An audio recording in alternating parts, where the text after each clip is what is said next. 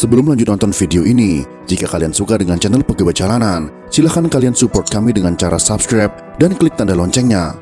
Silahkan gunakan headset Anda untuk mendapatkan kualitas suara yang jernih. Selamat menonton.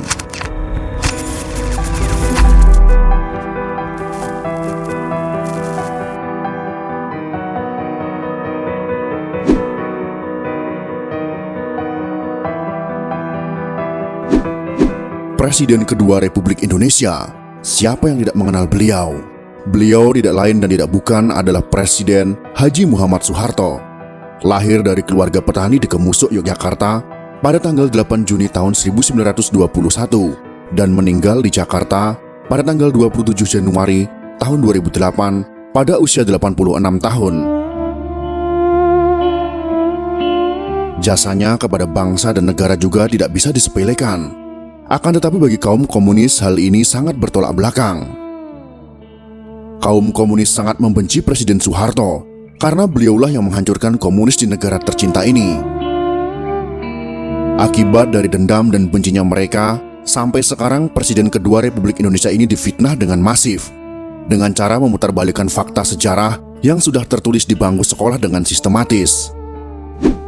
Dari keadaan yang seperti itu, maka kami sebagai salah satu generasi yang mendapatkan pendidikan Pancasila saat sekolah di masa beliau masih menjadi presiden, merasa ada tanggung jawab untuk memberikan jawaban atas tuduhan miring terhadap beliau untuk mengimbangi informasi-informasi yang menyudutkan beliau, terutama bagi generasi muda yang tidak tahu menahu tentang sejarah masa lalu bangsa ini. Dan akhirnya belajar sejarah dari sumber yang salah, yaitu bersumber dari orang-orang simpatisan atau pendukung komunisme yang sangat gencar ingin mengubah sejarah masa lalu mereka. Beberapa pemimpin dunia yang memuji Presiden Soeharto dalam pernyataannya. Berikut ini adalah pernyataan tersebut. Dr. Mahathir Mohamad, mantan Perdana Menteri Malaysia, mengatakan, krisis ekonomi tahun 1998 memang dirancang untuk menjatuhkan Pak Harto. Jika Pak Harto tidak jatuh, Indonesia akan jadi negara maju. Lee Kuan Yew, mantan Perdana Menteri Singapura, juga mengatakan, Pak Harto pemimpin luar biasa. Beliau harus mendapat tempat terhormat dalam sejarah Indonesia. Sedangkan Sultan Bolkiah dari Kerajaan Brunei mengatakan, dipimpin Pak Harto, Indonesia bersatu, pemerintahan stabil, ekonomi maju pesat, sangat disayangkan beliau dijatuhkan. Sebenarnya Pak Harto berkali-kali mengutarakan niat untuk mundur, namun beliau melihat ancaman luar biasa besar membahayakan bangsa dan negara kesatuan Republik Indonesia. Fitnah KKN terhadap Pak Harto dan keluarga yang kemudian dituangkan dalam TAP MPR untuk memeriksa harta kekayaannya ternyata tidak terbukti. Majalah Time memfitnah Pak Harto dan keluarga dengan tuduhan punya simpanan 30 miliar dolar Amerika Serikat. Ternyata tidak terbukti sama sekali. Berbagai tim khusus dibentuk pemerintah untuk menyelidiki harta Pak Harto. Satu pun tak menemukan rekening yang mencurigakan di perbankan asing. Silahkan cari kemana saja. Jika terbukti saya ada simpanan 1 sen saja, saya siap dihukum mati, kata Pak Harto. Semua tuduhan itu adalah fitnah. Belakangan terbukti Pak Harto dijatuhkan oleh konspirasi global, yaitu Partai Demokrat Amerika Serikat, Partai Komunis Cina, dan sekutunya, yang berkolusi dengan kelompok anti-Soeharto. Penyebab utama Pak Harto dijatuhkan adalah karena kemesraan dan keberpihakan Pak Harto yang sangat besar kepada umat Islam sejak tahun 1986. Ternyata ada pihak-pihak tertentu yang marah. Republik Indonesia merdeka pada tahun 1945. Namun kemerdekaan umat Islam Indonesia sejatinya baru terjadi pada tahun 1986 sampai 1987 setelah Pak Harto berpaling ke Islam. Sebagai manusia, Pak Harto sudah pasti tidak sempurna. Ada kelemahan, kesalahan, kekurangan, namun beliau tetap pahlawan. Jasanya luar biasa besar. Terbukti pada beberapa hari setelah Partai Komunis Indonesia melancarkan gerakan 30 September, Partai Komunis Indonesia, membunuh para pimpinan TNI Angkatan Darat, ulama-ulama, dan tokoh-tokoh anti PKI di seluruh Indonesia. Dari dokumen rahasia CIA yang sudah boleh diakses publik ditemukan catatan pejabat CIA tentang pertemuan pertama CIA dengan Pak Harto pada awal Oktober tahun 1965. CIA belum pernah membuka ke publik. Pak Harto juga tidak pernah mengungkap mengenai pertemuannya dengan CIA beberapa hari setelah G30 SPKI di Jakarta. Laporan CIA itu menyebutkan bahwa setelah PKI melakukan Gestapo atau Gerakan September 30, TNI Angkatan Darat dipimpin oleh Maijen Soeharto berhasil menggagalkan PKI untuk kendalikan NKRI. Faktor utama kegagalan Gestapo PKI menurut CIA adalah timing yang tidak tepat. Gestapo dilakukan 5 hari sebelum hari ulang tahun TNI pada tanggal 5 Oktober tahun 1965 adalah kesalahan fatal. Gestapo PKI dilancarkan pada saat seluruh pasukan TNI dan pimpinan TNI sedang berkumpul di Jakarta, mobilisasi pasukan dalam rangka hari ulang tahun TNI. Kesalahan fatal kedua PKI adalah meremehkan sosok Soeharto, yang hanya seorang panglima pasukan cadangan TNI Angkatan Darat. Dulu Kostrad tidak prestisius. Panglima Kostrad yaitu Maijen Soeharto sebagai pimpinan pasukan cadangan pada saat itu memang tidak diperhatikan PKI sebagai pimpinan utama TNI Angkatan Darat. Underestimate terhadap Soeharto juga disebabkan karakternya yang tidak menonjol. Soeharto tidak terseret dalam faksi tertentu di Angkatan Darat.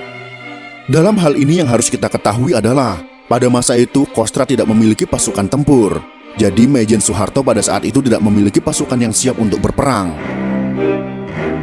CIA mengungkap, sikap low profil Soeharto disebabkan oleh kegagalan besar operasi Trikora pembebasan Papua Barat, di mana TNI kalah telak dari Belanda. Ada beberapa fakta sejarah tentang operasi Trikora pembebasan Papua Barat yang harus kita ketahui. Yang pertama adalah, operasi Trikora gagal total.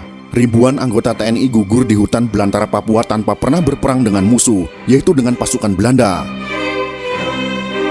Yang kedua, hampir 10.000 tentara Republik Indonesia mati di hutan belantara Papua karena malaria, kelaparan, kedinginan, dan lain sebagainya, bukan karena bertempur. Yang ketiga, armada Angkatan Laut Republik Indonesia gagal menembus blokade Papua. Dari 25 kapal perang, hanya 3 yang bisa menuju ke Papua Barat, dan akhirnya tenggelam di gempur armada Belanda. Dan yang keempat adalah, 25 kapal perang Republik Indonesia dibeli dengan pola utang dari Uni Soviet, tidak bisa menuju ke Papua karena tidak ada bahan bakar minyak, dan akhirnya mangkrak di Makassar. Karakter Soeharto yang low profil, tidak suka berpolitik selama menjadi perwira TNI, membuat posisinya dianggap netral, tidak berbahaya oleh PKI. Di internal TNI pada saat itu, ada TNI faksi pro Soekarno, seperti Jenderal Ahmad Yani, ada faksi pro Abdul Haris Nasution yang anti PKI, dan faksi TNI yang pro dengan PKI. Dari film G30S PKI yang dibuat berdasarkan fakta sejarah itu, rakyat tahu bahwa sempat timbul pro kontra di Politbiro PKI mengenai Jenderal Ahmad Yani. Keputusan PKI untuk menculik dan membunuh Jenderal Ahmad Yani yang Soekarnois didebat anggota Politbiro PKI. Akhirnya bulat disepakati Jenderal Ahmad Yani masuk daftar korban. Dokumen CIA menyebut bahwa keputusan PKI untuk menghabisi Jenderal Ahmad Yani karena dikhawatirkan Yani akan jadi masalah jika Soekarno meninggal dunia. Sedangkan Maijen Soeharto adalah staf dari Jenderal Ahmad Yani. Pak Harto tidak termasuk pimpinan TNI Angkatan Darat yang diperhitungkan oleh PKI. Inilah kesalahan fatal Gestapo PKI. Laporan CIA jelas menyebut ada kesalahan analisa Politbiro PKI dalam menyusun daftar korban. PKI tidak memperhitungkan kemampuan militer Soeharto. Secara politik, benar Maijen Soeharto sudah tamat karena memalukan Soekarno. Secara militer juga tamat karena hanya jadi panglima pasukan cadangan. Dari perspektif faksi militer, Soeharto tidak masuk faksi manapun. Soeharto hanya dianggap bayang-bayang Jenderal Ahmad Yani. Gestapo pun dilancarkan PKI. Pertanyaan besar pun muncul tentang faktor keberhasilan Soeharto melakukan serangan balasan terhadap aksi Gestapo yang berujung kepada penumpasan PKI terjawab dalam laporan CIA. Saat hampir semua pimpinan TNI Angkatan Darat yang anti PKI dan pro Soekarno sudah dibunuh PKI, yang tersisa hanya Maijen Soeharto dan Jenderal Nasution yang terluka. Muncul pertanyaan, mengapa Soeharto bisa memobilisasi TNI begitu cepat dalam jumlah besar? Ada 2 alasan untuk menjawab pertanyaan ini. Yang pertama, sebagian besar pasukan TNI ada di Jakarta dalam rangka hari ulang tahun TNI pada tanggal 5 Oktober tahun 1965. Yang kedua, Soeharto adalah mantan Panglima Trikora. satu-satunya jenderal yang berpengalaman dalam memobilisasi pasukan TNI dalam jumlah besar yang luput dari analisa PKI. Soeharto sebagai mantan Panglima Operasi Trikora sangat berpengalaman memimpin, memobilisasi ratusan ribu pasukan dari 3 matra TNI. Sekakmat TNI berhasil membalas aksi PKI. Bagi Soeharto, memerangi pemberontakan PKI tahun 1965 sama seperti perang lawan pasukan Belanda. Hanya saja, PKI lebih lemah daripada Belanda. Laporan CIA tentang G30S PKI dan operasi penumpasan PKI yang baru diungkap setelah 30 tahun disimpan sebagai dokumen rahasia menjawab banyak pertanyaan rakyat. Jika bukan karena Maijen Soeharto yang tersisa dan mengambil alih komando pimpinan TNI Angkatan Darat, sejarah Indonesia pasti berubah. Republik Indonesia sudah pasti akan menjadi negara komunis. Banyak kemungkinan yang akan terjadi, dan semuanya lebih buruk jika tidak ada Maijen Soeharto ketika Gestapo PKI terjadi. Komunis Rusia setelah sukses melakukan revolusi Bolshevik pada tahun 1917, komunis Rusia melakukan pembersihan, puluhan juta rakyat anti-komunis dibunuh. Komunis Cina selama revolusi kebudayaan membunuh puluhan juta rakyatnya sendiri. Vietnam, Kamboja, Laos, Kuba, dan lain sebagainya. Bahkan Korea Utara yang sampai detik ini masih konsisten menjadi negara komunis, menerapkan sistem yang sangat otoriter. Komunis membunuh jutaan rakyat mereka sendiri yang anti-komunis. Dan yang harus kita ketahui adalah, komunis di seluruh dunia adalah sama. Sesama komunis bersaudara, dan saling terkoneksi satu dengan yang lainnya. Komunis tidak mengenal batas negara, mereka dipersatukan oleh doktrin Komintern. Doktrin komunis internasional melahirkan konsistensi militansi setiap kader komunis, ikatan persaudaraan komunis dunia yang sangat erat. Kembali ke laporan CIA, laporan tersebut telah membuktikan Soeharto tidak seperti tudingan sekelompok orang. Disebutkan bahwa setelah Soeharto berhasil memegang kendali TNI dan memulihkan pemerintahan, CIA menawarkan banyak bantuan, namun semua ditolak oleh Soeharto. Soeharto hanya mau berunding dengan CIA Amerika Serikat jika prasyarat yang dimintanya disetujui oleh pemerintah Amerika Serikat. Jika tidak, maka tidak ada perundingan. Apa syarat yang diajukan Maijen Soeharto kepada CIA Amerika Serikat? Bukan senjata, bukan pula uang suap, dan juga bukan info intelijen. Pada bulan Oktober tahun 1965, rakyat kelaparan. Inflasi 650%, standar normalnya adalah kurang dari 10%. Sedangkan defisit 175%, dan standar normalnya adalah kurang dari 2,5%. Bahan pokok sangat langka, dan Republik Indonesia dalam bencana kelaparan. Terbukti Soeharto memikirkan nasib rakyat yang terancam mati kelaparan dengan meminta Amerika Serikat mengirim beras ke Republik Indonesia. CIA awalnya menolak permintaan Soeharto. Amerika Serikat bisa bantu kirim senjata dan lain-lain, tapi tidak bisa mengirim beras. Apalagi sebanyak 400.000 ton, Amerika Serikat tidak bisa. CIA membujuk Soeharto akan bantu apa saja selain beras. Anggaran bantuan beras oleh Presiden Amerika Serikat tidak masuk APBN Amerika Serikat. Proses persetujuannya rumit. Soeharto tetap pada sikapnya. Jika Amerika Serikat kirim beras ke Republik Indonesia secepatnya, baru TNI akan berunding dengan Amerika Serikat. CIA tidak punya pilihan kecuali lapor ke Lyndon B. Johnson, Presiden Amerika Serikat yang menggantikan John F. Kennedy, yang tewas ditembak pada tahun 1963. Gara-gara permintaan aneh dari Soeharto kepada Amerika Serikat, Presiden Lyndon B. Johnson terpaksa jungkir balik memenuhinya. Akhirnya dia melobi senator dan anggota Kongres. Muncul pertanyaan, mengapa Amerika Serikat repot-repot bersedia memenuhi permintaan Maijen Soeharto?